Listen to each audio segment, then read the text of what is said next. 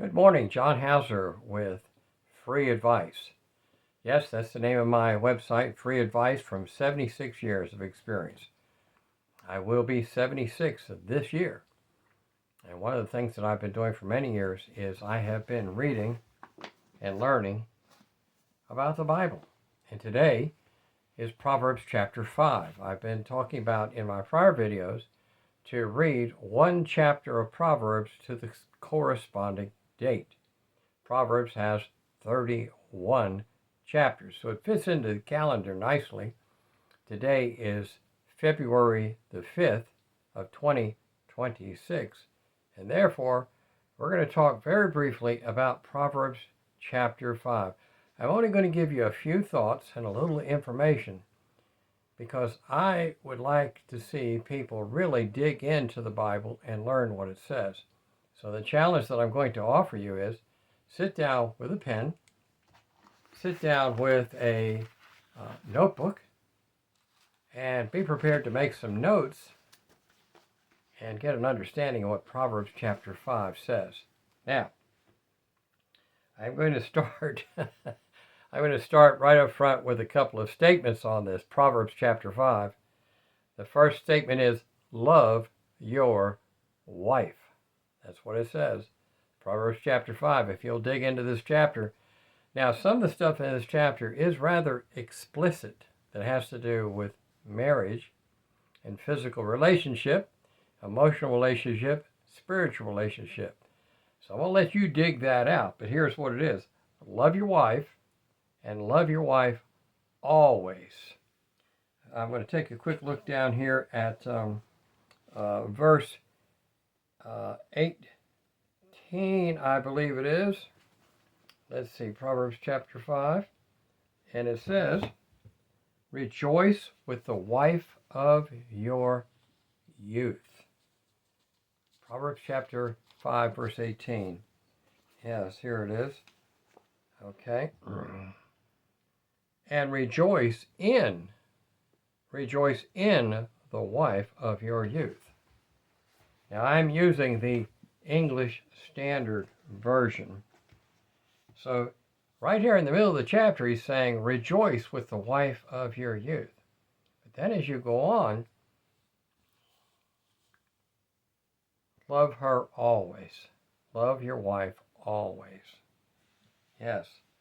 So read Proverbs chapter 5, please. Now, here's just a couple of highlights that I'm going to bring out. We look at verse 18. He says, let your fountain be blessed, and rejoice in the wife of your youth. Verse 18.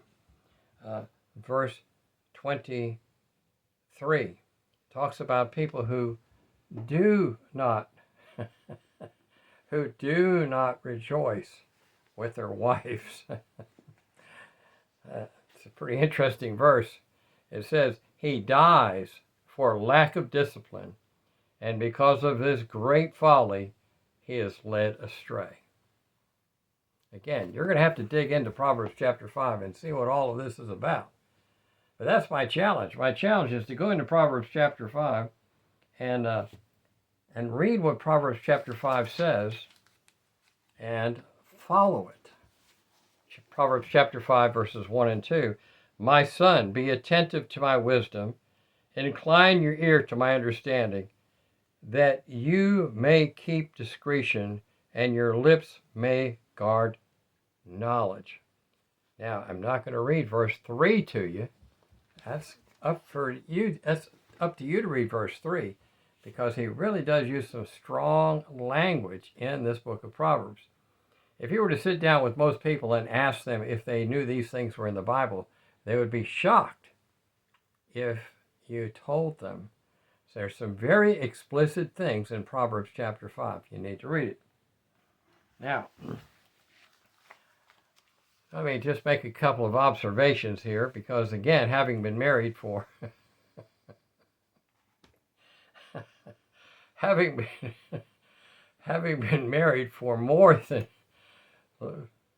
been married longer than most people have been alive, my wife and I have experienced a whole range of things. A whole range. Okay. So possibly, just possibly, maybe you and your wife are not getting along. How many times have I gone into people's homes and found people living together, but they weren't communicating and they weren't in love anymore? But at the same time, I went into a retired couple's house about 6 years ago. No, it was longer than that. Maybe it was 10 years ago. And this husband and wife, who'd been married for 50 plus years, were still very much in love. And very much, I meant to say very much in love. They had little notes posted around the house that they had written each other. You couldn't help but see them. Little personal notes that they had written to each other and posted around the house to remind each other that they loved each other. So maybe possibly you and your wife are not getting along. Take a look at Proverbs chapter 5. It might be a big help to you. If you and your wife are not getting along, change it. Make some changes. Surprise your wife. Pay her a compliment. Give her a back rub. Just out of the blue say, would you like to go out to eat?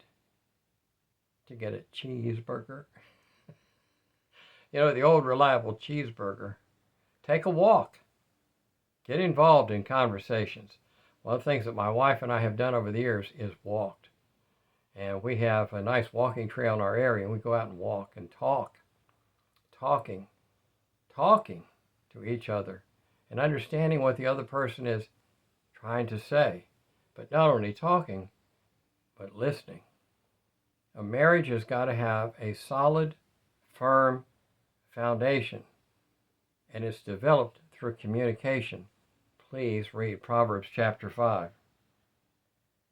Okay, let's see, what else did I have written down here? At any age, these are the notes I made out of Proverbs chapter 5. At any age, we are to rejoice with the wife in our youth, the wife of our youth. So begin to notice your wife's qualities. I have known many people over the years that were married and they were happy and they were married right up to the end of their lives.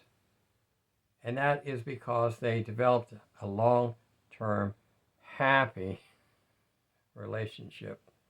I know in the past, on one of my other videos, I talked about being happily married for 2 years. But I was only kidding. The goal is to be happily married all the time. Now, we all have ups, we all have downs, we all have our little tiffs, our little moments of disagreements. But the scripture says to rejoice with the wife in our youth. This is John Hauser with Free Advice. Thank you for watching. Tomorrow I'll be talking about Proverbs chapter 6.